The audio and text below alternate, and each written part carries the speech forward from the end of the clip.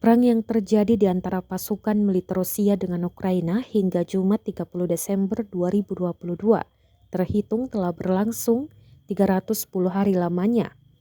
Konflik antar negara bertetangga ini belum menunjukkan tanda-tanda akan berakhir.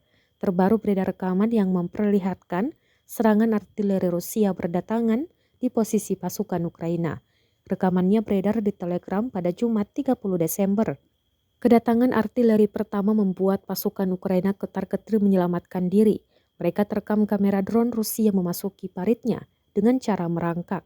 Dalam keterangan unggahan disebutkan tembakan artileri dari divisi senapan infanteri ke-144 pada pasukan Ukraina di dalam hutan. Beginilah kehidupan sehari-hari perang Front Swatovo Kremenaya, klaim militer Rusia.